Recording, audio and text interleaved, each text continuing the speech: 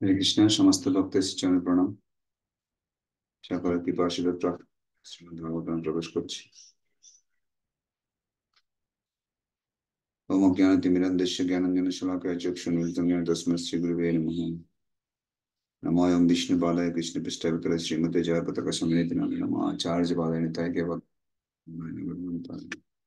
নমো ওম বিষ্ণুপাদায় কৃষ্ণপৃষ্ঠায় শ্রী वेदांत स्वामिनिति नामिने नमस्ते सरस्वती गौरवाणी प्रचारिणे विशेष शून्यवादी पार्षदेशतारिणे पंचाकल्पतरुश्च कृपासिन्धुभ्यो च पतितं पावनं वैष्णवगणो जय श्री कृष्ण चैतन्य प्रभु नित्यानंद श्री गौरभक्तवृंद। हरे कृष्ण कृष्ण कृष्ण हरे हरे हरे राम राम राम हरे हरे।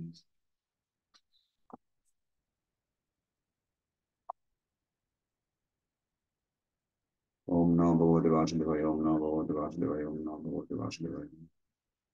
नारायणं नमस्कृतं नरं चैव नरोत्तमं देवीं सरस्वतीं व्यासं ततो जयमुदीरये मुखं करोति वाचालं पङ्गुलङ्घयति गिरिं जयत्कृपातमहं वन्दे श्रीगुरुदिनतारिणं श्रीचैतन्यैश्वरं परमानन्दमाधवं। हरि ओम तस्मै।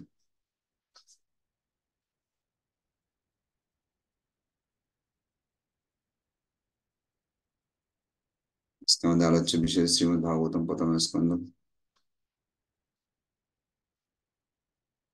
द्वादश अध्याय परीक्षित महाराज जन्म अध्याय नाम 34।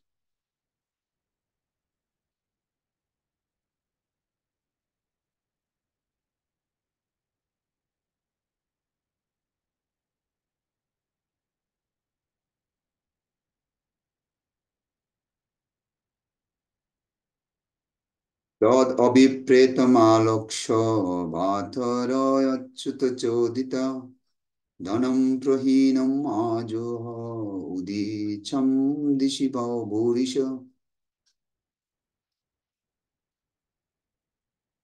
মহারাজের ঐকান্তিক অভিলাষ সম্বন্ধে অবগত হয়ে তার ভাইয়েরা শ্রীকৃষ্ণের উপদেশ অনুসারে উত্তর দিকে গমন পূর্বক মহারাজ মরুতের পরিত্যক্ত প্রচুর রত্ন সংগ্রহ করে নিয়েছিলেন।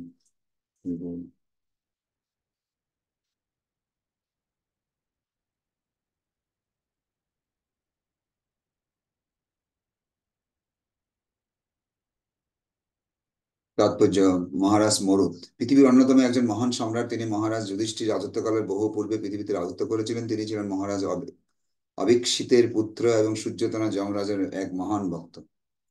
তার ভ্রাতা সর্বত দেবগুরু বৃহস্পতির প্রতিদ্বন্দ্বী পুরোহিত ছিলেন। তিনি শঙ্কর যজ্ঞ নামক এক যজ্ঞ অনুষ্ঠান করেন, যার ফলে ভগবান তার প্রতি এত প্রসন্ন হন যে তাকে এক স্বর্ণ পর্বত শৃঙ্গে অধিকার দান করেন। সেই স্বর্ণ পর্বত শৃঙ্গটি হিমালয় পর্বতের কোন এক স্থানে রয়েছে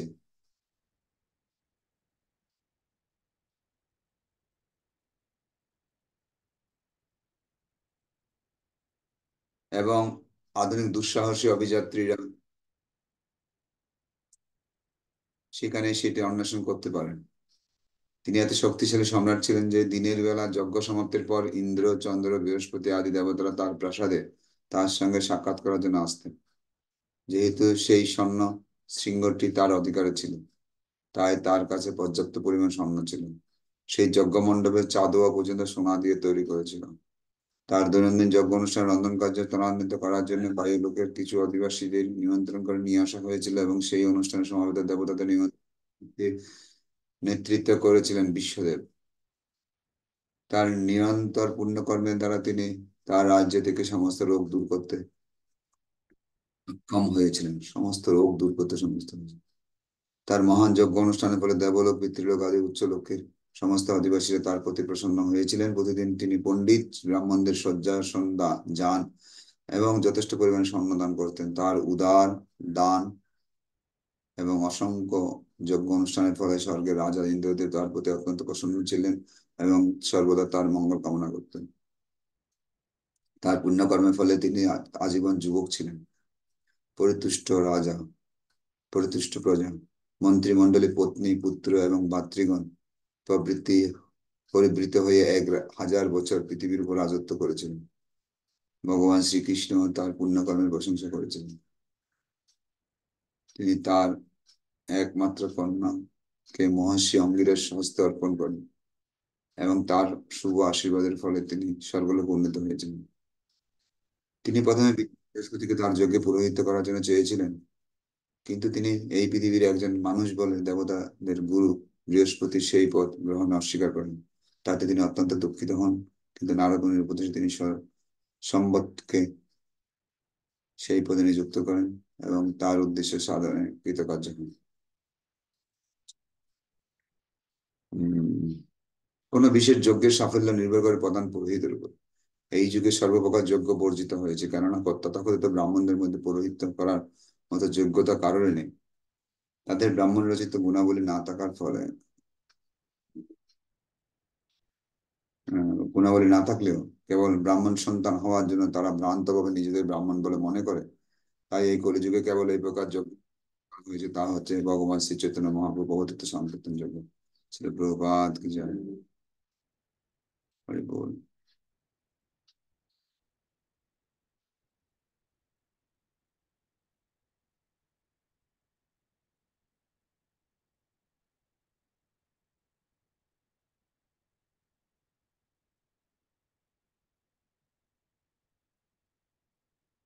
আজকের শ্লোকে আমরা দেখতে পাচ্ছি, গতকালকে শ্লোকে ছিল যুধিষ্ঠির মহারাজ অশ্বমেধ যজ্ঞ করার জন্য, হ্যাঁ, ধন সংগ্রহের জন্য ভাইদেরকে নিয়ে চিন্তা করছিলেন কি করা যায়। ওহ, গৌরাঙ্গ।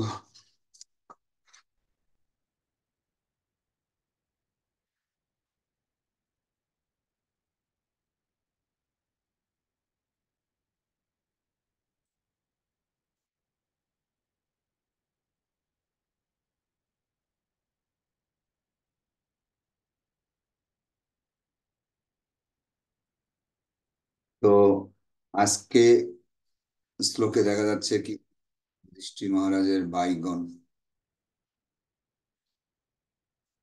উম, মহারাজের অভিলাষ সম্বন্ধে অবগত হয়েছে। শ্রীকৃষ্ণের উপদেশ অনুসারে উত্তর দিকে ধন সংগ্রহ এনেছিলেন প্রচুর। সেই ধনটা ছিল মহারাজ মরুতের পরিত্যক্ত অংশ।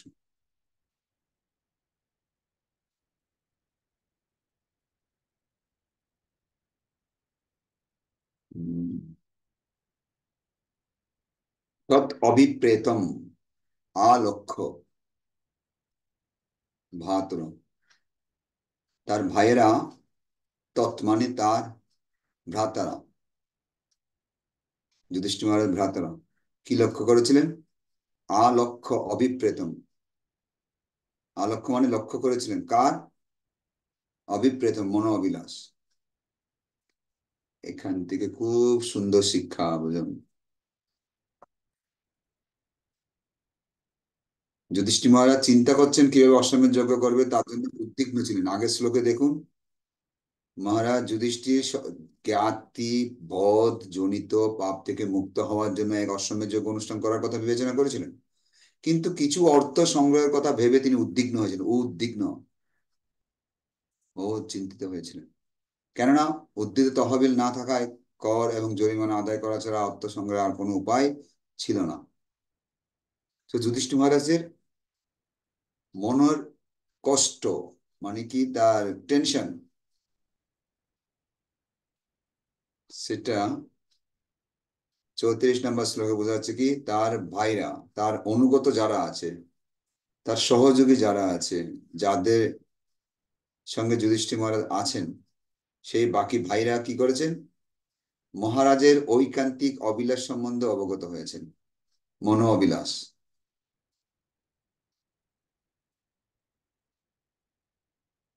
হুম, হুম। তো তারা মহারাজকে সাহায্য করার জন্য প্রয়াস করছেন, যে না, মহারাজকে সাহায্য করা উচিত। তার মনের অভিলাষ জেনেছেন। কি শিক্ষা এখানে? ও,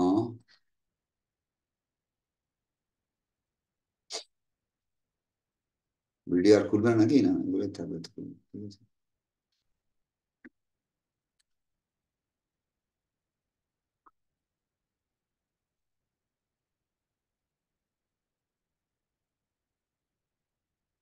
চৈতন্য মহাপ্রভুর মনো অভিলাষ ছিল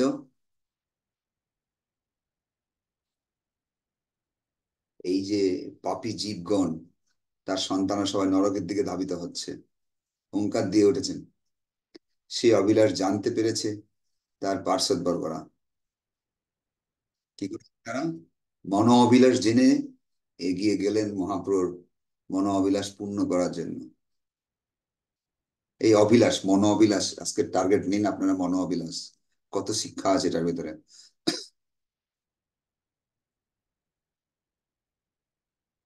তারপরে আসছে লাস্টে সংকীর্তন যজ্ঞ। এটার সঙ্গে লিঙ্ক দেখুন, মনো অভিলাষের সঙ্গে লিঙ্ক হচ্ছে যজ্ঞ। সেই মনো অভিলাষটা পূর্ণ করতে গিয়ে কি পদ্ধতি ইউজ করেছেন তারা? কৃষ্ণের উপদেশ।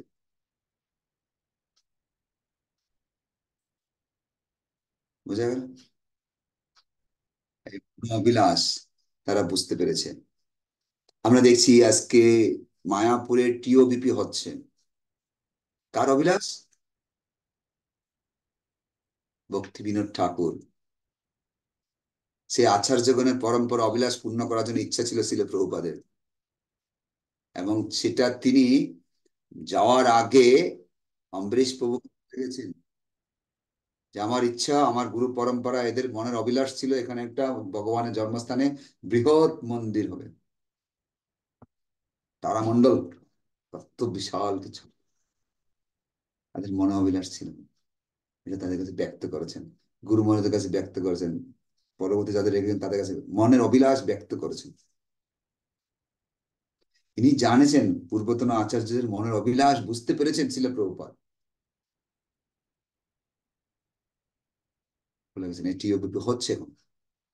আচার্য বর্গরা, গুরু মহারাজ এবং অন্যান্য আচার্য বর্গ যাদেরকে রেখে গেছেন, তারা প্রভুপাদের মন অভিলাষ পূর্ণ করার চেষ্টা করছেন। মনের অভিলাষ, এই হচ্ছে যোগ্য শিষ্য, যোগ্য সন্তান, যোগ্য নিজ জন।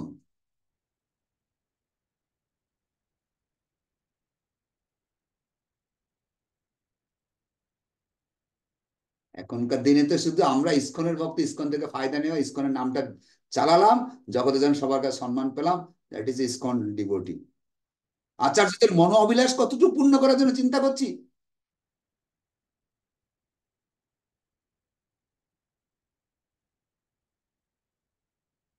তারা কি চেয়েছেন? বলছে বারবার বলে বলে বলে বলে সেবা করা আর মনের অভিলাষ বুঝে সে আগিয়ে যাওয়া, কোনটা বেটার?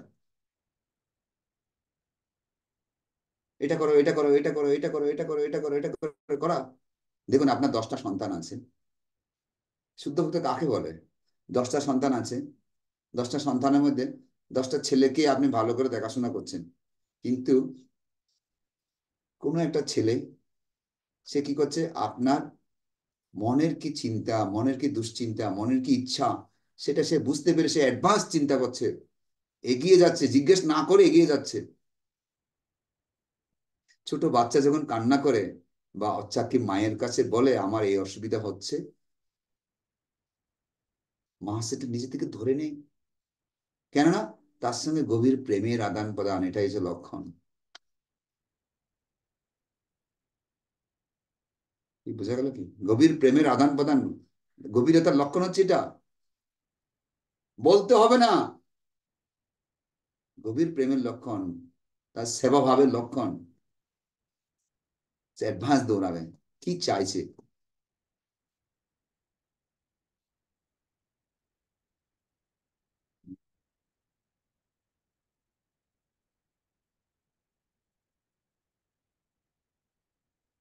আমরা যখন গুরু মহারাজকে সাক্ষাৎ পেতাম, একটা কথা মনে পড়লো। গুরু মহারাজ স্নান করতে গিয়েছে, স্নান করে এসে তো এখন কাপড় কাপড় রেডি করে রাখতাম, মানে অ্যাডভান্স। এটার পর কি করবেন, তিলক করবেন, হাতের মধ্যে তিলক গুলো রাখতাম, এক একজন এক একটা রেডি করে বসে থাকতাম। তখন তো খুব স্পিডে দৌড়াতো গুরু মহারাজ। হ্যাঁ, এই আসতো, এটার পর এটা, এটার পর এটা, এটার পর এটা। তারপর এখন বেরোবে, জুস বা কি কি উনি প্রসাদ পান, প্রসাদ রেডি, তার মধ্যে সঙ্গে সঙ্গে ভোগ লাগানো, সব রেডি করে রাখতো তো। এই তুমি এটা করেছো, এটা করেছো, এই বাবা, এটা যে সবসময় বলে বলে করে তুমি কি? এটা অ্যাডভান্স চিন্তা করতে হবে। আজকে দেখুন জয়প্রকাশ স্বামী গুরু মহারাজ প্রভুপাদের ইচ্ছা পূর্ণ করার জন্য কত কষ্টের একটা শরীর নিয়ে এখনো পড়ে আছে, এখনো ফাইট করে যাচ্ছে মৃত্যুর সঙ্গে।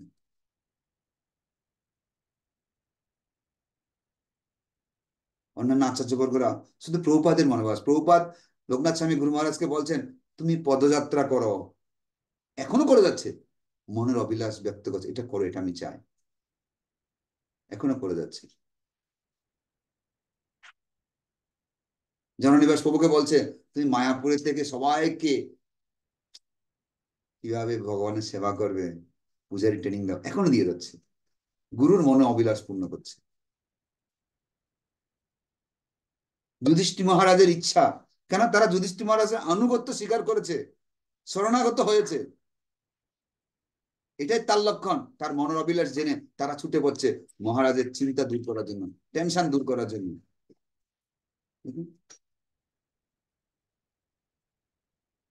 আমরা শুধু আমার মনের অভিলাষ ব্যক্ত করতে চাই, আমার মনের অভিলাষ এই মৌর অভিলাষ, বিলাস কুঞ্জে দিও বাস, বৃন্দাবনে দিও বাস, সাধু সঙ্গে দিও বাস। আরে বাবা, গুরুর মনের অভিলাষ কি, শিক্ষকের মনের অভিলাষ কি, পিতামাতার মনের অভিলাষ কি, ভগবানের কি মনের অভিলাষ, সেটা চিন্তা করা উচিত আমাদের। আজকে পঞ্চ পাণ্ডবের মধ্যে যুধিষ্ঠির মহারাজের ছোট ভাইরা কি করছেন, এবং সেই মনো অভিলাষ পূর্ণ করার জন্য তারা শরণাগত হয়েছে কৃষ্ণের কাছে,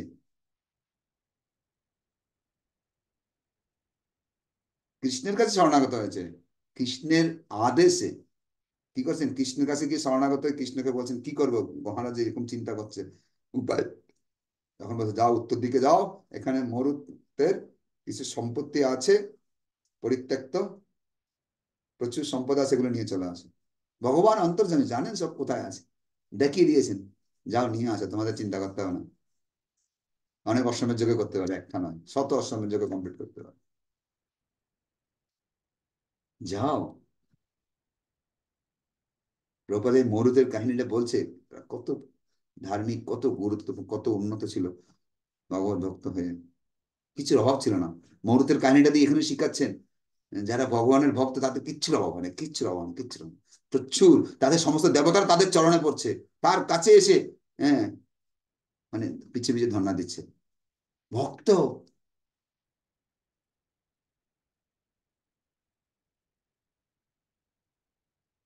ভক্তি করলে দেবতারা তার পিছনে ছুটে সঙ্গ পান। দেবতারা আশীর্বাদ থেকে বঞ্চিত হন। আলাদা করে দেবতা আশীর্বাদ নেয়নি মরুদ, দেখুন তাৎপর্য বলছেন, তিনি আলাদা করে দেবতা পূজা করেছিল আশীর্বাদ নেওয়ার জন্য, কিচ্ছু করেনি।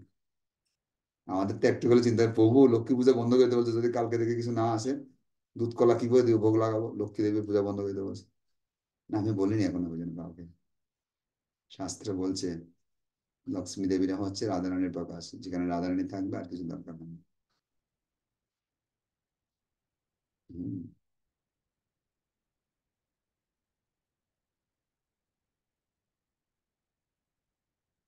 তো এই জন্য আমরা মৌরতের কাহিনী থেকে দেখতে পাই শিলা প্রভুপাদ এত সুন্দর করে বলছেন যে কত বড় একটা মহান ভক্ত তিনি, সবসময় হম ভগবানের সেবা নিয়ে ব্যস্ত থাকতেন, কত সম্পত্তির অধিকারী হয়ে গেলেন, তার প্রজা পালনে কোনো কিছু করতে তার অসুবিধা হয়নি, আর শক্তি অর্জন করেছিলেন, কোনো কিছু অভাব হয়নি। তিনি বড় বড় মহান যজ্ঞ করেছিলেন। মরুতের যজ্ঞ থেকে আরেকটা জিনিস শিক্ষা এখানে প্রভুপাদ তুলে ধরেছেন, যেটা আমাদের জন্য খুবই দরকার। যে কোনো শুভ কাজ করতে গেলে, যজ্ঞ অনুষ্ঠান করতে গেলে উপযুক্ত পুরোহিতের দরকার। কিছুদিন আগে আপনারা প্রশ্ন করেছিলেন যে পুরোহিত পাবো কোথায়, প্রভু সবগুলো তো মাছ খাওয়া মাংস খাওয়া পাপ কর্ম করা পুরোহিত, আহ, ওদেরকে দিয়ে কি করবো। যেন আজকে শ্লোকে প্রভুপাদ বলেছেন মরুত বৃহস্পতিকে পুরোহিত্য করতে বলছেন, যেহেতু তিনি মর্ত্যলোকে ছিলেন।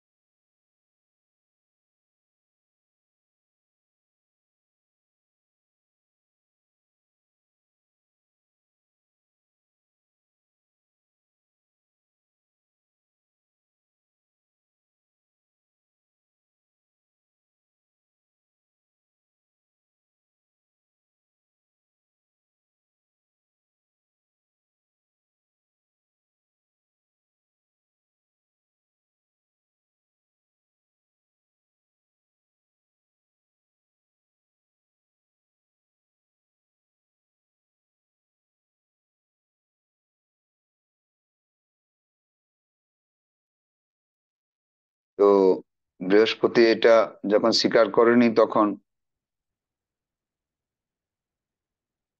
এক মিনিট ওয়েট করুন, লাইনে এসছে, দেখি কিছু পাওয়া যায় কি।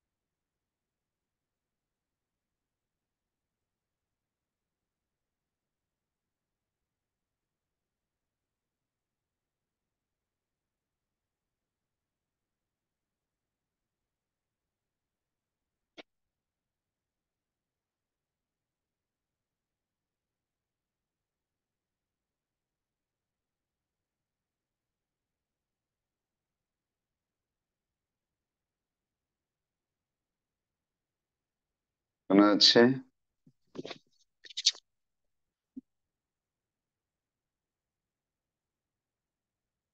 শুনতে পারা যাচ্ছে? কেউ বলুন, সাউন্ড শোনা যাচ্ছে?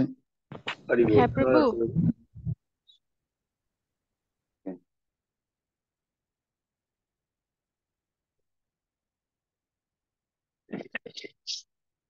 হ্যাঁ, এখানে দেখা যাচ্ছে কি বৃহস্পতি কে পুরোহিত্য করতে বলছিলেন মহারাজ মরুত। তো বিধান বিধান বৃহস্পতিকে তার যজ্ঞে পুরোহিত্য করার জন্য চেয়েছিলেন, কিন্তু তিনি এই পৃথিবীর একজন মানুষ বলে দেবতাদের গুরু বৃহস্পতি সেই পদ গ্রহণে অস্বীকার করেছেন।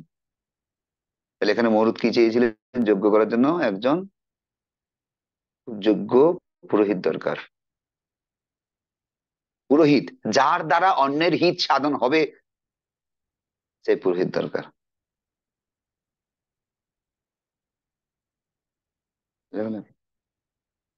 এখন পুরোহিত না থাকলে কি করা যাবে?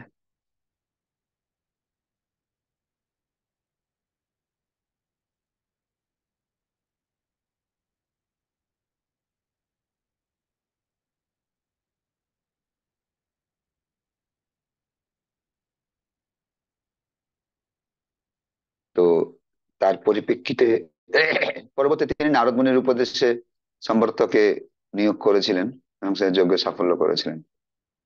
তো সেটার কনক্লুশন দিতে গিয়ে আমাদের শিক্ষা দিয়েছেন কলিযুগে আমরা, যেহেতু জন্মতে যাইতে শূদ্র, সবাই শূদ্র মানসিকতা নিয়ে আছেন, ব্রাহ্মণে পরিবারে জন্মগ্রহণ করেছেন, কিন্তু সেই তাদের মধ্যে গুণগুলো না থাকার ফলে, হ্যাঁ, আগেকার দিনে যজ্ঞে কি হতো, তারা মন্ত্রের মাধ্যমে যজ্ঞ কাষ্ঠে আগুন জ্বালাতো।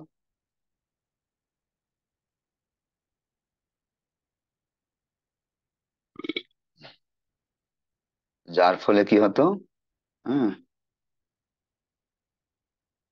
কিন্তু যজ্ঞের ফল পাওয়া যেত, সন্তুষ্ট হতো উপযুক্ত পুরোহিতের জন্য।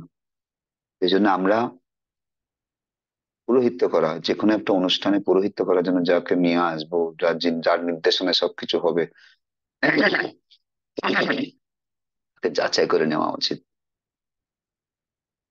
তা ঠিক আছে কিনা, শাস্ত্রের বিধান পালন করছে কিনা, সদাচারী আছে কিনা, হ্যাঁ, কিছু ফলো করছে কিনা, এটা সবসময় মেনে নেওয়া উচিত। এই জন্য বলছেন এখানে প্রভুপাদ যে যজ্ঞের সাফল্য নির্ভর করে পুরোহিতের উপরে। আমরা বাড়িতে কোনো অনুষ্ঠান করব, যা কিছু করব, যে কোনো কিছু, যে যাকে নির্ধারণ করব তাকে যাচাই করতে হবে।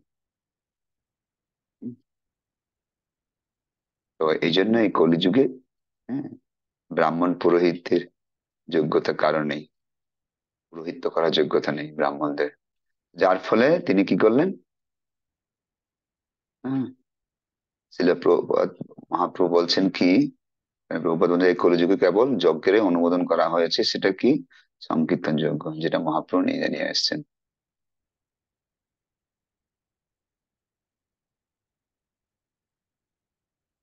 পরীক্ষিত মহারাজকে উপদেশ দিতে গিয়েও সুখদেব গোস্বামী বলেছেন, 12 স্কন্ধ 3য় অধ্যায় 51-52 নম্বর শ্লোকে আপনারা পেয়ে যাবেন। কলে দোষ নিধিরাজন अस्ति हि एक महान् गुण কীর্তনাদেব কৃষ্ণস্য মুক্ত সঙ্গ পরম ব্রজেত। হে রাজন, যদিও এই কলিযুগ হচ্ছে এক দোষের সাগর, তবুও তার একটি মহান গুণ আছে। গোবিন্দ।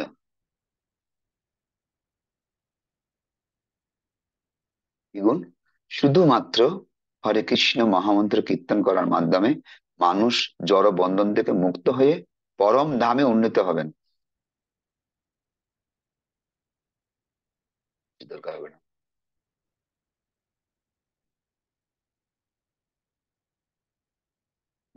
মানে কলিযুগের অসংখ্য দোষ বর্ণনা করার পরে তখন সুখদেব গোস্বামী মহারাজ পরীক্ষিতকে সেই উজ্জ্বল গুণের কথা উল্লেখ করেছেন।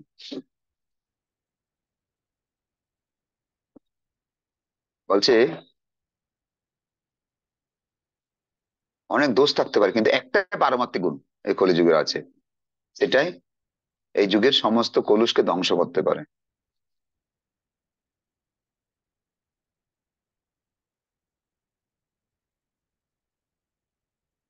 তারপরে সুখদেব গোস্বামী বলছেন, কৃতে যদ ধায়তে বিষ্ণু ধায়ত বিষ্ণু ত্রেতায়াম যজত মুখ মুখ দাপরে পরিচর্যায়াম কলৌ তৎ হরি কীর্তনাৎ। সত্যযুগে বিষ্ণু ধ্যান করে, ত্রেতা যুগে যজ্ঞ অনুষ্ঠান করে এবং দাপর যুগে ভগবানের চরণে পরিচর্যার মাধ্যমে যা কিছু ফল লাভ হয়, কলিযুগে শুধুমাত্র হরে কৃষ্ণ মহামন্ত্র কীর্তন করার মাধ্যমে সেই ফল প্রাপ্ত হয়। বিষ্ণু পুরাণে, পদ্ম পুরাণে, বৃহৎ নারদীয় পুরাণে শ্লোক পাওয়া যায়। হুম,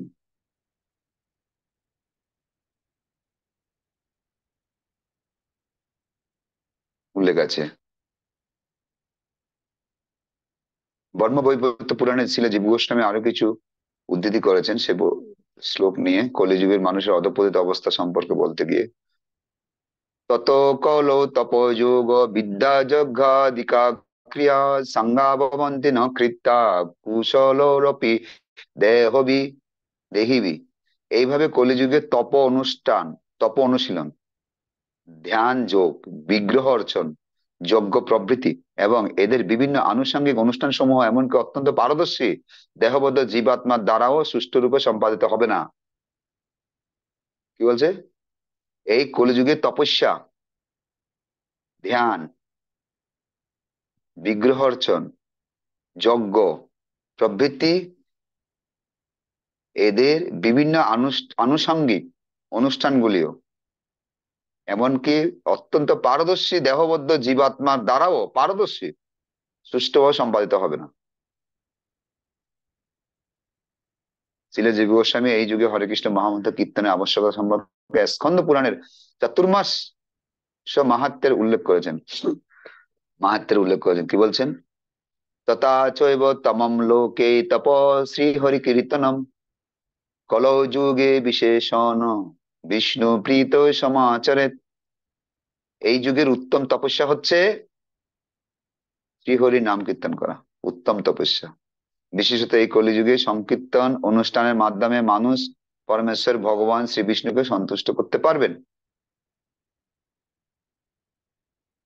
সিদ্ধান্তে দিয়েছেন শ্রীল প্রভুপাদ, হরে কৃষ্ণ মহামন্ত্র যার দ্বারা কলিযুগের বিপদ সংকুল্ল সমুদ্র থেকে মানব সমাজকে উদ্ধার করা যেতে পারে। কি বলছেন? হরে কৃষ্ণ মহামন্ত্র দ্বারা কলিযুগের বিপদ সংকুল্ল সমুদ্র থেকে, বিপদের সমুদ্র থেকে মানব সমাজকে উদ্ধার করা যেতে পারে। কি করতে হবে তাহলে উদ্ধার করতে গেলে? শ্রীল প্রভুপাদ বলছেন, এজন্য এই হরিনামের জপ এবং কীর্তন বিশ্বজুড়ে মানুষকে উদ্বুদ্ধ করার জন্য ব্যাপকভাবে প্রচার করা উচিত। যেটা নিজে আচরণ করে শিখিয়েছেন, ব্যাপকভাবে প্রচার করেছেন।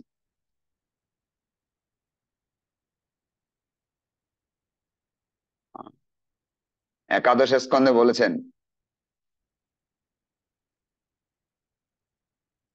পঞ্চম অধ্যায় 36-37 নম্বর শ্লোক,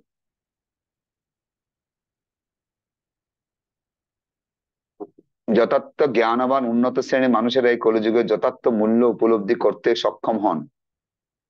যারা যথার্থ জ্ঞানবান উন্নত শ্রেণীর মানুষ, তারা এই কলিযুগের যথার্থ মূল্য হম উপলব্ধি করতে সক্ষম হন। কলিম সভা জয়ন্তী আর যা গুণাগা সারভাগিন যত্র সংকীর্তনেন এব সর্বস অর্থ অবিলম্বতে। এই ধরনের জ্ঞানবান মানুষেরা কলিযুগের প্রশংসায় করে থাকেন। কি বলে? কলিযুগের জ্ঞানীবান যারা কলিযুগের যথার্থ মর্ম উপলব্ধি করতে সক্ষম হয়েছেন, তারা কলিযুগের প্রশংসা করেন। কেন প্রশংসা করেন? যেহেতু এই অধঃপতনের যুগে নাম সংকীর্তনের মাধ্যমে অনায়াসে জীবনের সকল বাঞ্ছিত লক্ষ্য অর্জন করা যায়, সকল বাঞ্ছিত, সকল মনোবাঞ্ছা পূর্ণ হয় একমাত্র হরিনামের মাধ্যমে।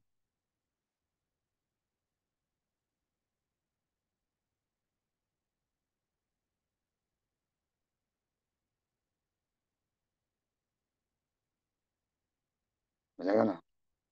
37 নম্বর শ্লোকে বলছেন, নহি অত পরম লাভ দেহি নাম ব্রহ্মতম ইহ যত বিন্দেত পরমম শান্তিম নশ্যতি সংস্মৃতি।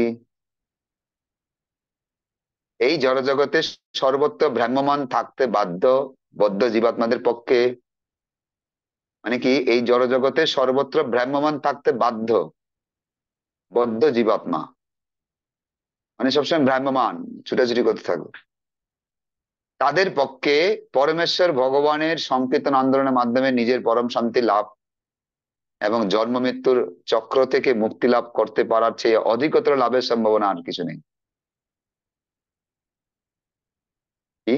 পরম শান্তি, সংকীর্তন আন্দোলনের মাধ্যমে নিজের পরম শান্তি এবং জন্ম মৃত্যুর যে চক্র থেকে মুক্তি লাভ করার সেই অধিকতর লাভের সম্ভাবনা আর কি আছে? আর কিছু দরকার নেই, শান্তি আর চক্র, সংসার চক্র থেকে মুক্তি, বেরিয়ে যেতে পারবে শুধু সংকীর্তনের মাধ্যমে।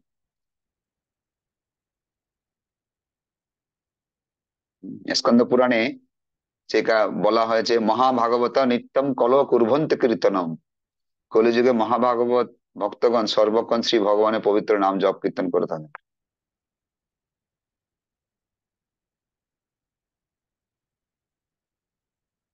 দেখা গেল? তো আমরা এখান থেকে কত সুন্দর করে পাচ্ছি, কিন্তু এই কলিযুগের এই যে পন্থাটা আহ সবাই করতে পারবে তো? এটা দ্বিতীয় স্কন্ধ 1ম অধ্যায় 11 নম্বর শ্লোকে বলছেন। আহ,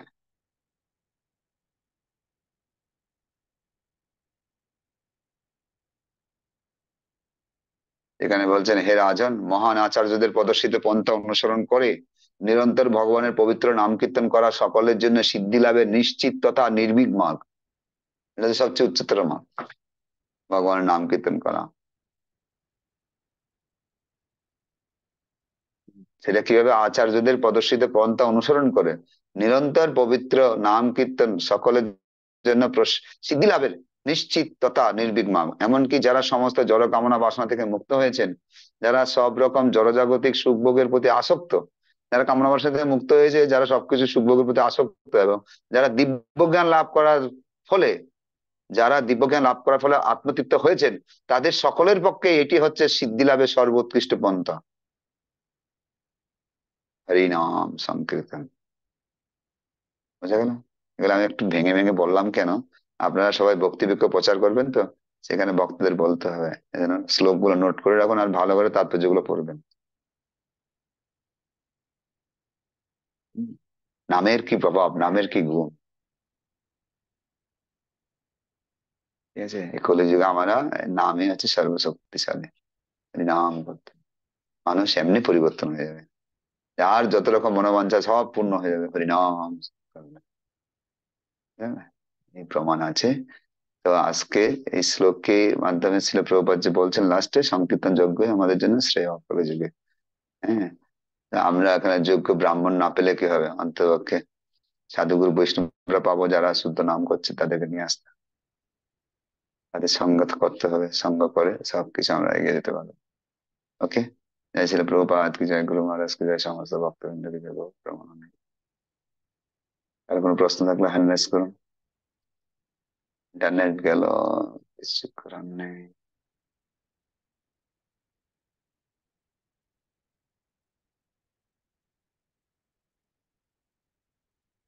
যে কারো কোনো, আচ্ছা, পাওয়া গেল তো।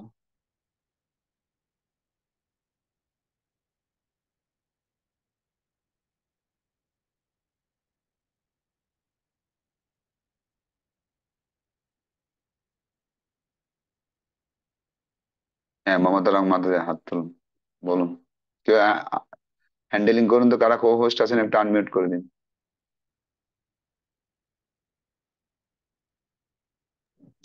হরে কৃষ্ণ, প্রণাম প্রভু। হ্যাঁ, মাতা বলুন। হ্যাঁ প্রভু, আমার যেটা প্রশ্ন হচ্ছে, অনেকে হরে কৃষ্ণ মহামন্ত্র করছিল, করতে করতে কিভাবে আবার প্রভু সরে যায়, এটা কিভাবে সম্ভব হয় প্রভু? হ্যাঁ, ইচ্ছার স্বাধীনতা আছে না, ইচ্ছে হলে করতে পারে। ধরুন শুরু ষোলো করবেন মালাই না। করছে, তা একদম সরে গিয়ে এক মালা দু মালা করছে, এটা মাতাজি, কি? আরে সেটা নয় মাতাজি, 20 বছর, 30 বছর, 40 বছর করার পরে হরিনাম ছেড়ে দিয়েছে। এটা আরো আশ্চর্য মনে হয় না? অজামিল কত সুন্দর ভক্তি করছিল, হ্যাঁ, ছোটবেলা থেকে যৌবনে পতিত নারীর পাল্লায় পরে সব ছেড়ে দিয়েছে, কিন্তু এটাও নষ্ট হয়নি। আবার তাকে ভগবান সুযোগ দিচ্ছে। হ্যাঁ, এরকম ঘনতরলা ভক্তির একটা ঘনতরলা থাকে। হ্যাঁ, তো কিভাবে সে বাড়াতে আবার বাড়ে। আসতে পারে? এখন এখন ওই আবার নাম করতে করতে চলে আসবে। তাকে সঙ্গ দান করতে হবে। সঙ্গের অভাব, আমাদের আন্তরিকতার অভাব হলে তাদের ডিমোশন হয়ে যায়। এটা প্রচারকের আন্তরিকতা দরকার। আমরা মালা দিলাম, শোনো, হ্যাঁ ঠিক আছে, করে করে করে করে। আরে বাবা, যে বাচ্চা স্কুলে ভর্তি করে দিয়েছেন, ভর্তি করলে হয়ে গেল?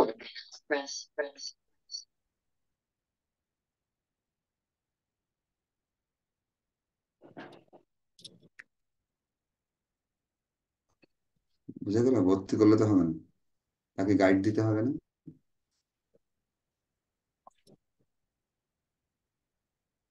হ্যাঁ প্রভু, গাইডেরই অভাব। তো গাইডটা যদি ঠিক মতো না দেওয়া হয়, তাহলে কি হবে? সে, কেননা মায়া সবসময় তৈরি হয়ে আছে আমাদেরকে ভক্তি পথ থেকে পিছিয়ে নিয়ে যাওয়ার জন্য।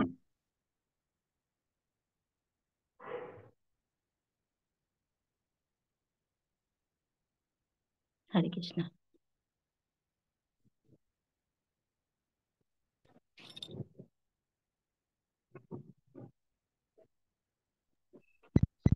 হরে কৃষ্ণ আমরা প্রভু।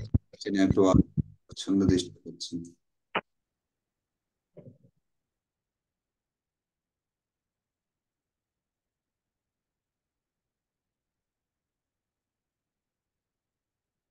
কারেন্ট চলে গেছে, ওয়াইফাই নষ্ট হয়ে গেছে।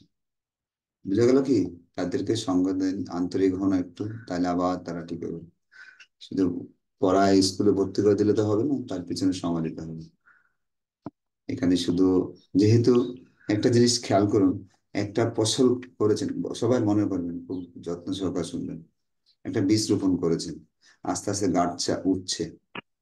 হুম, একটা বীজ রোপণ করেছেন, একটা আম গাছে ধরুন, আস্তে আস্তে সেটা উঠছে, এতটুকু হয়েছে চারাটা।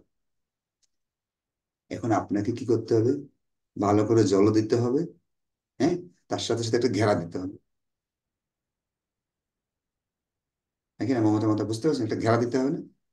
হ্যাঁ নাহলে প্রভু। নষ্ট, যে কোনো সময় যে কোনো অ্যাক্সিডেন্টে বা যে কোনো ছোটখাটো পশু এসে সেটা খেয়ে নিতে পারে। বুঝতে গেল কি? সবসময় তাকে শ্রবণ করা, হরিনাম সংকীর্তনে যুক্ত রাখা, এটা হচ্ছে জলসেচন, যেন সেটা বাড়ে। আবার সাধু সঙ্গের মাধ্যমে, সম্পাদনের মাধ্যমে ঘেরা দিয়ে রাখা, যেন অন্য কোনো কিছু এসে তাকে যেন খেয়ে না ফেলে। এসে ভক্ত সঙ্গ ঘেরা, দ্যাট ইজ এ ভক্তি বিজ্ঞান। এতটাই মায়া পড়ে গেছে প্রভু, সেগুলো নিতে পারছে না যতটা আমরা চাইছি। কেন মাঝখানে গ্যাপ পড়ে গেছে, তার জন্য হয়েছে। বুঝে গেল? হুম। গ্যাপ হয়ে গেলে, যেমন বাচ্চা স্কুলে যাচ্ছে যাচ্ছে যাচ্ছে, মাঝখানে যদি অনেকদিন ছুটি হয়ে যায়, 3 মাসে ছুটি দিয়ে দিল করোনার মধ্যে, পরে কি আর কাউকে স্কুলে যেতে ইচ্ছা করছে? এই যেমন আমাদের অনেক আছে, মায়েরা আছে, বাচ্চারা আছে, স্কুলে যেতে ইচ্ছে করছে না। কেন না? আর ভালো লাগছে না, না যেতে। অনেক কষ্ট করে তাকে আবার স্কুলে যে নাম নেশা করাতে হবে, গ্যাপ পড়ে যায় না? যেমন একটা জিনিস খেয়াল করবেন, এটা জলের ফাইভ আছে না, সেখানে জল আছে সবসময়। যে জলটা শেষ হয়ে যাবে, হাওয়া ঢুকে যাবে। তো একটু ফাঁক পেলে তো হাওয়া ঢুকে যাবে, খালি থাকবে না। যে না, আমাদের যেরকম যত্ন করতে হবে, আমরা প্রচার করলে তাদেরও যত্নশীল করতে হবে। তাদের প্রতি আমাদের আন্তরিকতা হবে, সবসময় খবরাখবর রাখতে হবে। আজকে দেখুন আমাদের গ্রুপে কত ভক্ত ছিল, কোথায় এরা?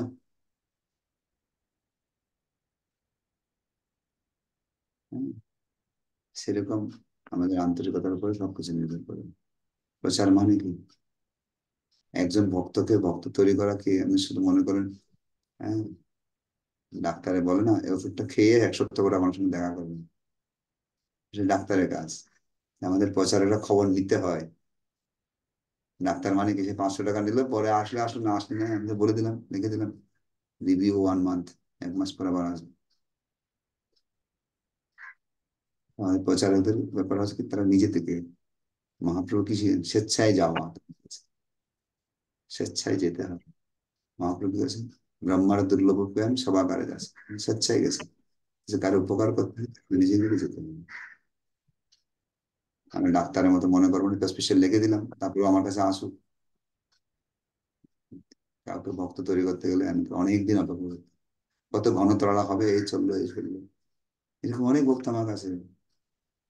হ্যাঁ, অনেক বছর ভক্তি জীবন করার পর আবার সেই কোনো অপরাধের চক্রে পড়েছে, কোনো মায়ার প্রতিযোগিতার মধ্যে পড়ে গেছে, দিয়ে তখন আবার সেই ম্যাটেরিয়াল লাইফ চলে গেছে। আবার তাকে গিয়ে আবার বুঝিয়ে টুজিয়ে বুঝিয়ে টুজিয়ে আবার ভক্তি জীবনে নিয়ে আসে।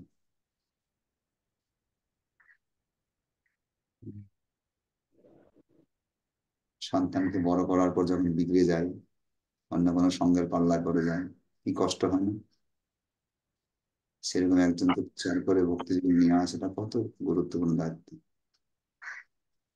হুম, আমাদের কেয়ার নিতে হবে, আর ভগবানের কাছে প্রার্থনা করতে হবে তার জন্য। হুম, ঠিক আছে। হ্যাঁ প্রভু। বন্দনে মাতা। হরে কৃষ্ণ প্রভু, শ্রীচরণ কমলে প্রণাম। আমার প্রশ্নটা হয়তো আপনাকে আগেও জিজ্ঞেস করেছি কিনা মনে পড়ছে না, যে আমরা যারা এখানে আছি আমরা জানি আমাদের ভক্তিপথে চলতে গেলে অনেক বাধার সম্মুখীন হতে হবে, সেটা আসবেই, যেটাকে ফেস করতে হবে, মানে দৃঢ়তার সঙ্গে আর বিশ্বাস রেখে। কিন্তু যারা পারিপার্শ্বিকে যারা আছেন তারা বলেন যে ওই তো কি হচ্ছে, ওর তো সবকিছু কোনোটাই তো ভালো কিছু দেখছি না। পরিবারের লোকেরা বলেন, যারা যুক্ত নেই, যারা শুনেন না গীতা বা ভাগবতম ক্লাসে, যারা বোঝেন না এখনো অব্দি, তো সেখানে কি বলা যায় প্রভু, তারা তো কিছুই জানেন না, তাদেরকে বলতে গেলেও তারা সেটা ভাবে যে জ্ঞান দিচ্ছে বা লেকচার দিচ্ছে বা কিছু বলছে। তো সেখানে তখন কি করা যায়? হ্যাঁ, দুটো জিনিস আছে যে খেয়াল করতে হয় সবাইকে। একটা হচ্ছে ফিলোসফি, আর একটা হচ্ছে প্র্যাকটিক্যাল ভাব। আমরা সবচেয়ে বেশি কার্যকরী হয় আচরণের দিক দিয়ে। যদি আমি শাস্ত্র শিক্ষা, আজকে ভাগবতম শুনছি প্রতিদিন, আমার উন্নতির লক্ষণটা কি বুঝবে? তারা আমার আচরণটা দেখবে, আমার ব্যবহারটা দেখবে পরিবর্তন হয়েছে কিনা। হ্যাঁ, তারপরে তারা বুঝবে কি, যেমন মনে করেন একটা ছেলেকে আপনি স্কুলের মাস্টারের কাছে দিয়েছেন, তার টিউশনি কাজে, রেজাল্টটা কি দেখবেন আপনি? পড়াশোনার রেজাল্ট কেমন আছে, তার আচার আচরণ ঠিক হচ্ছে কিনা, তাতে বুঝতে পারেন মাস্টারটা ভালো শিখাচ্ছে। কারেক্ট? সেরকম আমি যে ভাগবত থেকে এত শিক্ষা নিচ্ছি, আমার আচরণ যদি ঠিক না হয়, আমার ব্যবহার যদি সুন্দর, সেভাবে যদি ভাগবতের সিদ্ধান্ত অনুযায়ী আস্তে আস্তে ঠিক না হয়, তাহলে মানুষে বলবে যে এই ভাগবত বেকার। কেন, ভাগবতের প্রতি তাদের যে শ্রদ্ধাটা আছে, সেটা আমাকে দেখে তাদের শ্রদ্ধা হারিয়ে যাবে। তা আমরা বেশিরভাগ ক্ষেত্রে কি চিন্তা করি, দর্শনটাকে অ্যাপ্লাই করার চেষ্টা করি, কিন্তু নিজের জীবনটা পরিবর্তন করার চেষ্টা আগে করতে হবে। যেটা আমি শুনছি, সেটা আমার অ্যাটিটিউড, আমি সবকিছু করতে হবে অন্ধকে, অ্যাটিটিউড, বিনম্রতা, হাম্বলনেস, ভালো ব্যবহার, রেসপেক্ট দেওয়া সবাইকে, এগুলি যখন আমরা করবো না, আমাদের এই আচরণ দেখে বলছে না এরা তো খুব ভালো কিছু, তো এত সহ্য গুণ, এত ধৈর্য, এত কিছু আমাদের সবার সাথে এত সুন্দর ব্যবহার দিচ্ছে, মানুষ এমনি বলবো যে বহুত ইজ গ্রেট, সঙ্গ ইজ গ্রেট। কিন্তু আমি যদি শুধু এখান থেকে শ্লোক শিখে যদি শ্লোক বলতে থাকি, আমার মধ্যে কোনো যদি পরিবর্তন না আসে, রেজাল্ট খুব কম পার্সেন্টেজ কাজ করে। বোঝা গেল কি? আপনি একটু খেয়াল করবেন, কেউ যদি ভালো ব্যবহার দিচ্ছে, ভালো আচরণ করে, তাকে কিছু বলতে হচ্ছে, তার কাছে মানুষ এসে এমনি ওটা ফলো করার চেষ্টা করবে। কেননা সে সাধনা শক্তি আছে, ভালো জব করছে, ভালো ভাগবত শুনছে, ভালো করছে, নিজের অ্যাটিটিউড পরিবর্তন করছে, তার মধ্যে পরিবর্তন দেখা যাচ্ছে, তখন সবাই এটা ফলো করে। দেখুন আপনি চলছেন চলছেন না, হঠাৎ করে যদি রেগে যান, সবাই আপনাকে আঙ্গুল দেবে, আরে সাধু আবার রাগ করে নাকি, বুঝতে পারলেন? ওইটা আগে ধরবে। কেননা একটা মেয়ে সুন্দর করে সে যে অপ্সরার মতো রাস্তা দিয়ে হাঁটলে 100 জন লোকে দেখবে, একজন ভক্ত তিলক পরে যখন যায় তাকে ফলো করে তার দোষ দেখার জন্য হাজারো হাজারো লক্ষ লক্ষ চোখ তাকিয়ে থাকে, সেটা দেখে বিচার করে সে কোথাকার ভক্ত, কি শিখছে, কার সঙ্গ করছে, এটা বিচার করে ভিক্ষু কি তোমার ফলে পড়েছে, তখন তারা পরিবর্তন হবে। বোঝা গেল? কিন্তু প্রভু তারা যে বলে যে এত তার সঙ্গে এরকম দুর্ঘটনা ঘটছে কেন, যদি ভক্তিপাত থাকে তাহলে তাহলে কি সেটার উত্তরটা কি দেওয়া যায়? সেটা সেটা উত্তর আপনাকে দিতে হবে না। এটা জড়জগৎ, দুঃখ হলে দুঃখ থাকবে। আমি আমার আমি এই নয় যে কি আমি আজকে ভক্তি জীবন পালন করছি আমার জ্বর হবে না, আমি ভৌতিক জগৎ পেয়েছি, ভৌতিক শরীর পেয়েছি, এটা যে দেহাদি মন্দির, তো দেহাদি থাকবে না, কালী মন্দির কালী থাকে, দুর্গা মন্দির, কিন্তু আমি কৃষ্ণের সেবা করছি, আমার আত্মার খাদ্য এটা।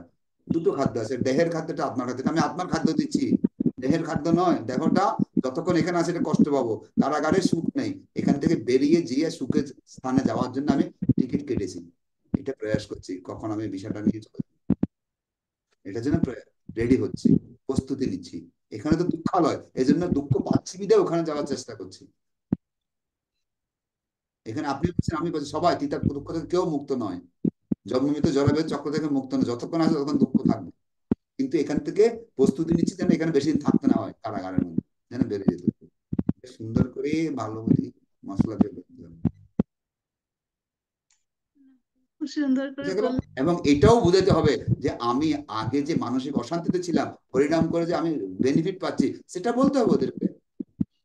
আমি ভৌতিক জগতের মধ্যে থেকেও আমি বিচলিত হচ্ছি না, এটা হচ্ছে আমার বেনিফিট।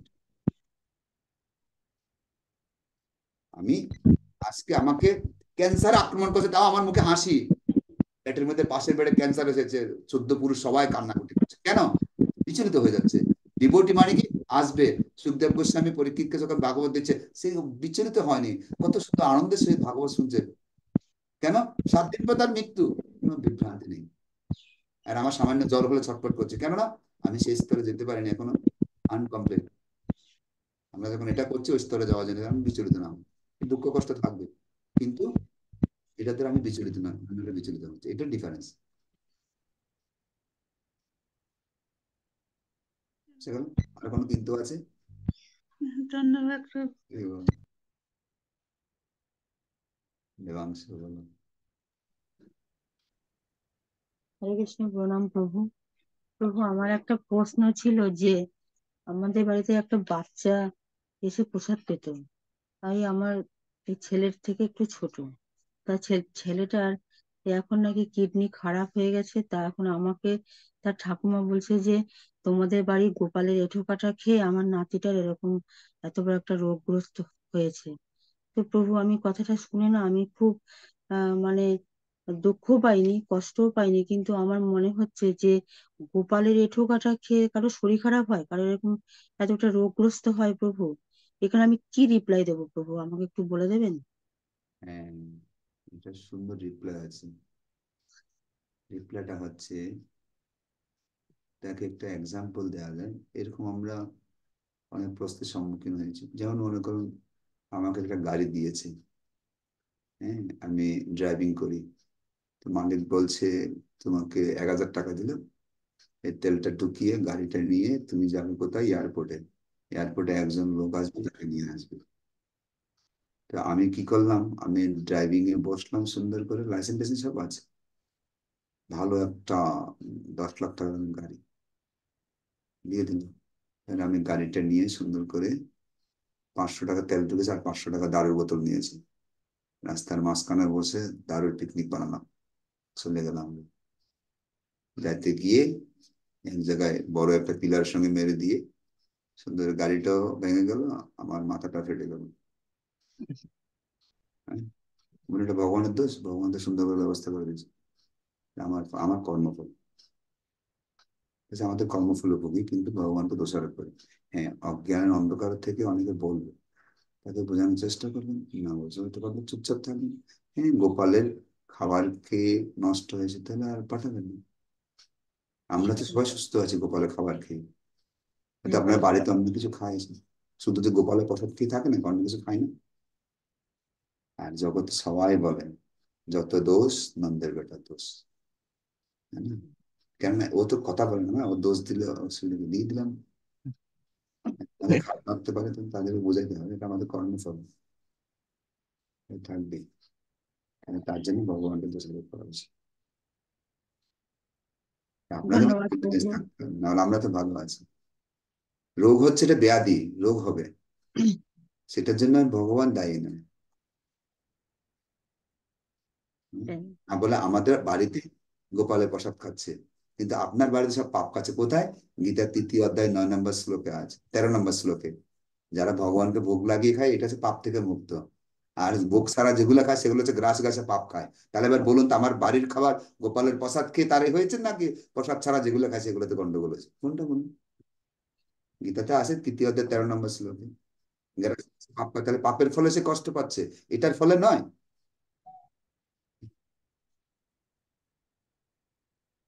ঠিক শ্লোক আছে প্রভু, আছে। ধন্যবাদ প্রভু। খুব ভালো লাগলো প্রভু। আর একটা কোশ্চেন ছিল প্রভু। একটা, হ্যাঁ বলুন। প্রভু আমার এই যে নামযজ্ঞ হয়, এই যে আপনি বললেন একটু আগে যে কলিতে হরি নাম সংকীর্তন সব থেকে শ্রেষ্ঠ, সর্বশ্রেষ্ঠ যজ্ঞ। তাই এই যে নামযজ্ঞ হয় আমাদের পাড়াতেও হয়, বিভিন্ন জায়গায় হয়। তা এই নামযজ্ঞের ফল কি সত্যি এরা কি পায়, নাকি ওই যজ্ঞের ফলটা কি আমরাও কি কিছুটা পাই ভাগ, নাকি প্রভু? এখানে আপনার আপনি যুক্ত হলেন কেন? ওদের কথা বলছেন, আপনার কথা বলছেন, দুটো একটা নিয়ে আসেন।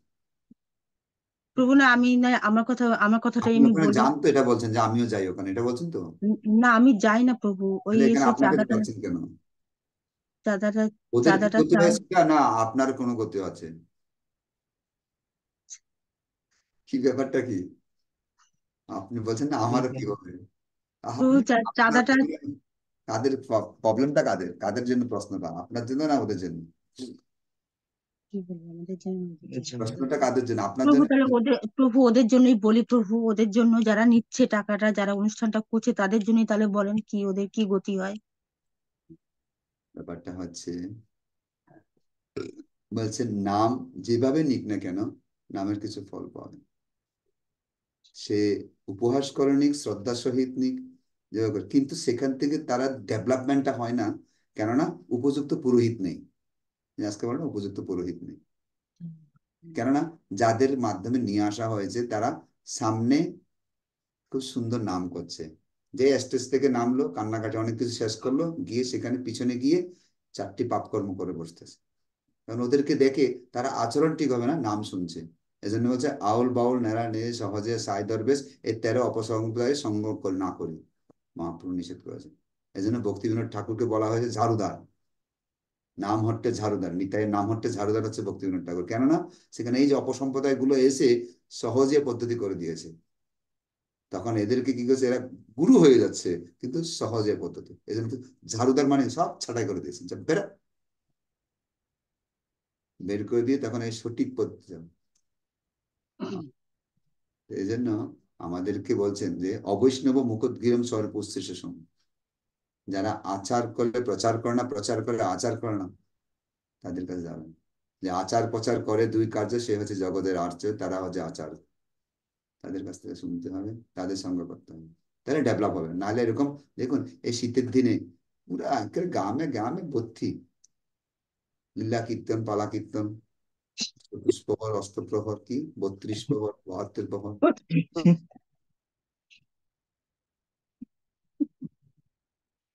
কালকে হ্যাঁ প্রভু, ঠিকই বলেছেন প্রভু। আর এত প্রশ্ন, এত উত্তর কখনো সমাধান পাইনি প্রভু, সত্যি আপনার ক্লাস থেকেই, আপনার থেকেই পাচ্ছি প্রভু। প্রশ্ন করা, যে উত্তর উত্তর জানা, এগুলো দরকার ছিল প্রভু। হরে কৃষ্ণ প্রভু, অনেক ধন্যবাদ। আপনার মঙ্গল হোক প্রভু।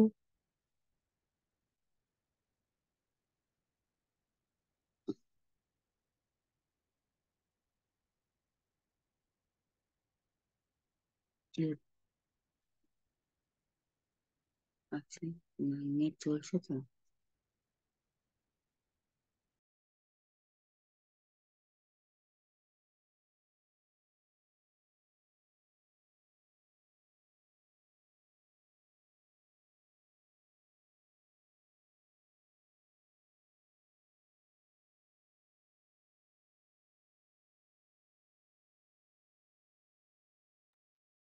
ইন্দ্রজিৎ মন্ডল বাবু, প্রভু মনে হয় বের হয়ে গেছে, আপনি হোস্ট হয়ে গেছেন।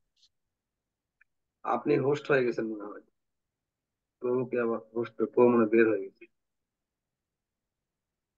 ও কই দেখতে পাচ্ছি না তো বউ। হ্যাঁ, আপনি হোস্ট হয়ে গেছেন। ও, ও আসবে তো?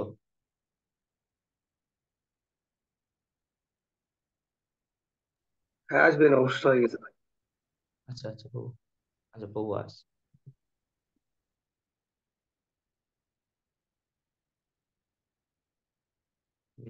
বল, বউ এসছে।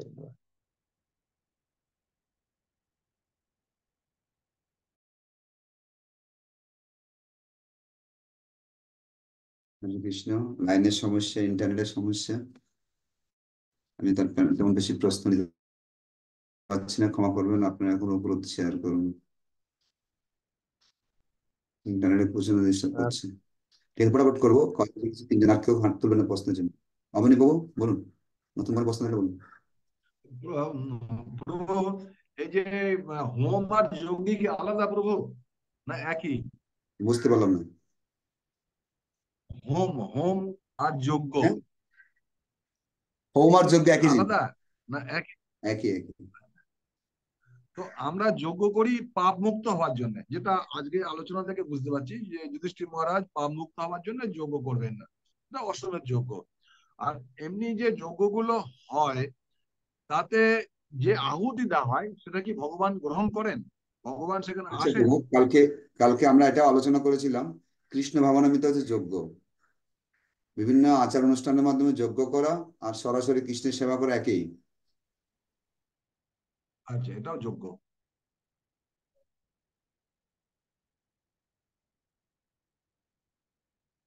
ঠিক আছে প্রভু, প্রণাম প্রভু, ধন্যবাদ। হরি বল।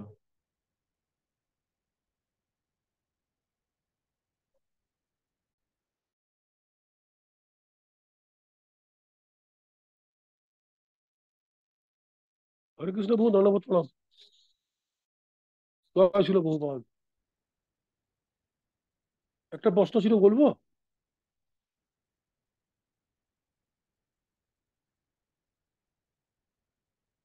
প্রভুর তো নেটের সমস্যা, প্রভু আবার বের। শোনা যাচ্ছে? হ্যাঁ, শোনা যাচ্ছে, কিন্তু প্রভু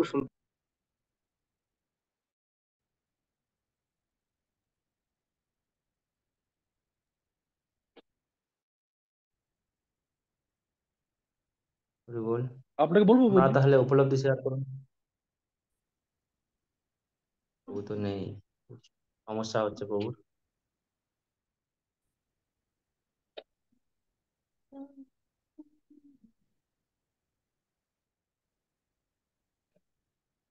হ্যাঁ বলুন, নেটওয়ার্ক আবার ডিস্টার্ব করছে ভগবান।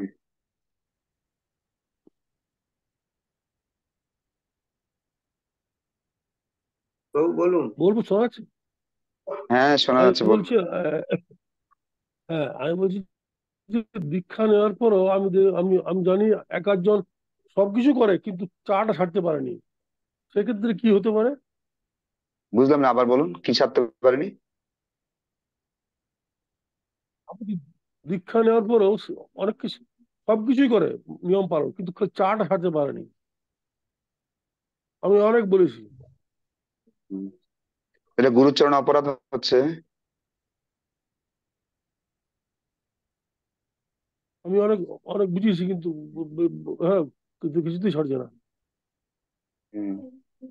সেক্ষেত্রে কি কি এই ক্ষেত্রে গুরুকে কষ্ট পেতে হয়, শিষ্য একদিন কি ছাড়বে অমান্য মনে করছে হচ্ছে? এই জন্য গুরুকে কষ্ট পেতে হয়। শিষ্যরা যদি প্রতিজ্ঞা করে, প্রতিজ্ঞা ভঙ্গ করে, গুরু কষ্ট পায়। তো তো- তো তার পরিবর্তন কি হবে আগামী দিনে? পরিবর্তন হলে তো ভালো, না হলে কষ্ট পেতে হবে ওকেও। ঠিক আছে, বুঝে গেছি। হরে কৃষ্ণ। আর জন্য প্রার্থনা করুন ভগবানের কাছে, যদি কৃপা করেন ভগবান। মনোরমা সামন্ত। হরে কৃষ্ণ প্রভু প্রণাম। বলুন। প্রভু বলছি যে হরিনাম দীক্ষা, হরিনাম দীক্ষা না মানে হরিনাম করতো, হরিনাম করতে করতে তার রামকৃষ্ণ মিশনে দীক্ষা হয়ে যায়, আমি আপনাকে বলেছিলাম। তো ওখানে দীক্ষা নেওয়ার সময় নাকি তাকে তার গুরুদেব বলেছে আর হরিনাম জপ করতে হবে না, ওইসব ছেড়ে দাও, আমরা যে দীক্ষা দিয়ে ইষ্ট মন্ত্র দিয়েছি এটা জপ করলে তোমার সব হবে। সে এখন বাহ, হরিনাম করা বন্ধ করে দিয়েছে প্রভু। ঠিক আছে, ভালো হয়েছে। যতটুকু করেছে ততটুকু জমা থাকবে। আর প্রভু যতটুকু তার আপনি করিয়েছেন, যতটুকু হ্যাঁ, আপনি করিয়েছেন অতটুকু জমা থাকবে, না নষ্ট হবে না। আচ্ছা, তার জন্য আমি আর কিছু তাকে বলতে পারিনি, তার গুরুদেব যখন বলেছে আর আমার বলার কিছু নেই। হ্যাঁ, একটা জিনিস খেয়াল করবেন যে আপনি ওকে চেয়েছিলেন মাস্টার্সে ভর্তি করাতে, কিন্তু সে হ্যাঁ, আবার সেটার মর্ম বুঝতে না পারে আবার প্রাইমারি স্কুলে গিয়ে ভর্তি হয়েছে। হ্যাঁ, আবার অপেক্ষা করুন, সে আবার যেহেতু হরিনাম করেছিল এতদিন, সে কোনো মহতের কৃপায় বা আপনার প্রচেষ্টায় বা অন্য কোনো, তার সঙ্গে আন্তরিকতা রাখুন। এটা আমি আপনাকে বলেছিলাম, হ্যাঁ, আন্তরিকতা রাখুন, তাকে সঙ্গে রাখুন, কিছু উপদেশ দিবেন না, সঙ্গে হুম, থাকুক, প্রসাদ পাক, আপনাদের কাছে প্রোগ্রামে আসবে, বাড়িতে ডাকবেন, কিছু প্রসাদ টসাদ পাক, এগুলো থাকুক। আস্তে আস্তে তার স্বীকৃতিটা যখন আর একটু বাড়বে, তখন সে হুম, ভগবান তাকে হেল্প করবে। কৃষ্ণের আচ্ছা, কাছে প্রার্থনা করুন, অবশ্যই চেঞ্জ হয়ে যাবে। কোনো হুম, চাপাচাপি করবেন না, সেই জন্য আপনাকে যেন ভুল না বুঝে যে আমাকে গুরুর কাছ থেকে গুরু ত্যাগ করার জন্য, এই করার জন্য, মানে বিভিন্ন মানে তার হ্যাঁ, মাথার মধ্যে যে কোনো কিছু না আসে, তার সঙ্গে এমন ভাবে ব্যবহার করুন, দ্যাট ইজ এ ফ্রেন্ডশিপ।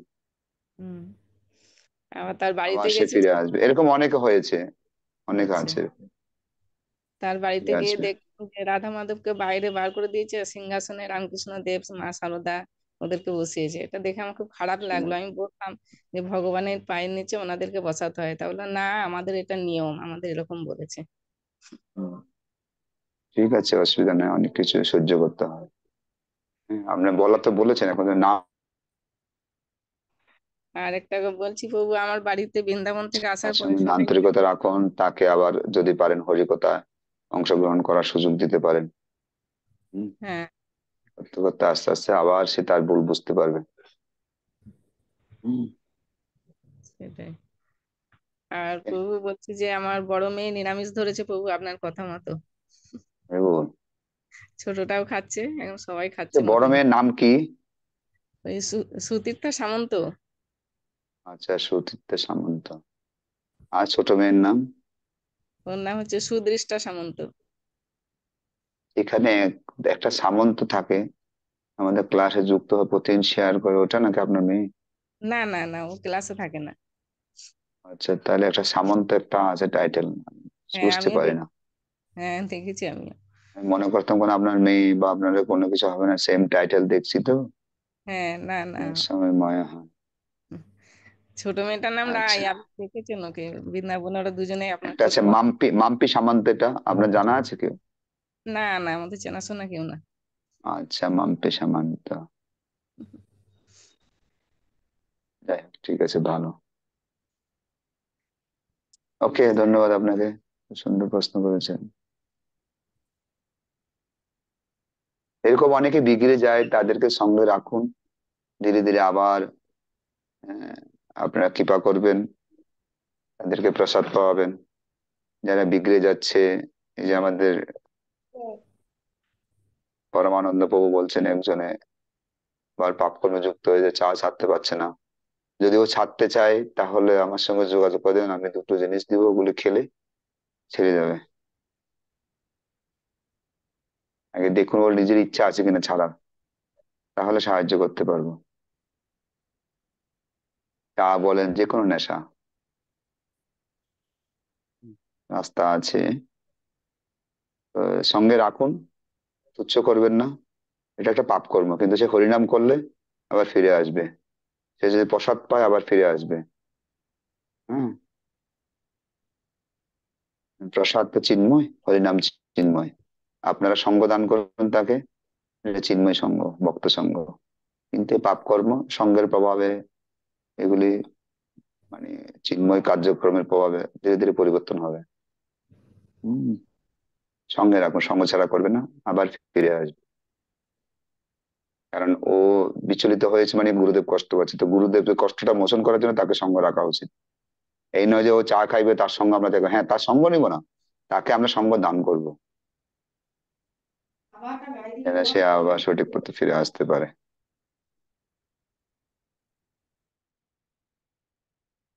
বুঝা গেল? হরে কৃষ্ণ। ধন্যবাদ সবাইকে। আপনারা উপলব্ধি শেয়ার করতে পারেন, আর আমাদের কার্তিক প্রভুকে অনুরোধ করবো আপনারা এগুলো একটু হ্যান্ডেলিং করুন। আমি এখানে কারেন্ট নেই, কিছু করতে পারছি না। ওকে, কে মাতাকে একটু বলুন উপলব্ধি শেয়ার করুন। হরি বল। মাতা শ্রেয়া আছেন? হরে কৃষ্ণ প্রভু প্রণাম। আপনার সর্বত মঙ্গল হোক।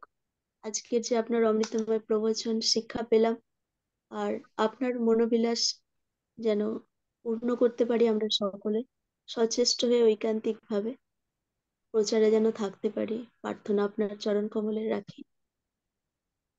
আজকের উপলব্ধি আপনার কৃপায় ছন্দে আপনার শ্রী চরণ তলে রাখলাম, ক্ষমা করবেন আমার ভুল ত্রুটি। মনের কথা মনই জানে, ধর্মরাজের চার ভাই, মহাপ্রভুর মনোভিলাসে সংকীর্তনে দয়াল নিতাই।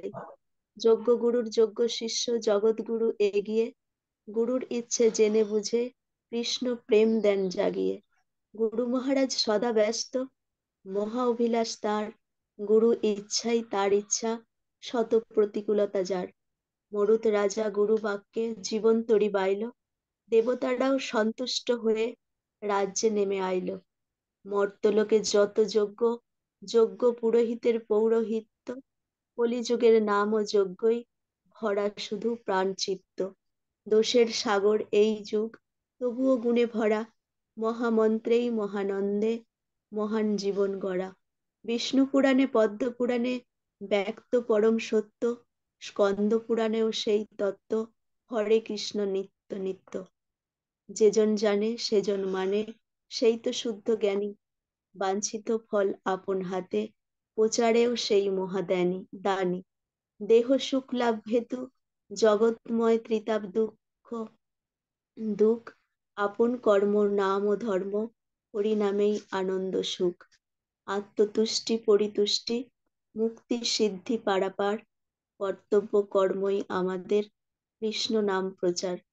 প্রচারে আচারে নির্দেশনায় পেয়েছি তব চরণে ঠাঁই, ওই চরণ কমল তলেই সশ্রদ্ধ প্রণাম জানাই। প্রণাম, ক্ষমা করুন প্রভু। কি বল? জয় শ্রী প্রভুপাদ কি জয়, আর মাতা শ্রী কি জয়। হরি বল।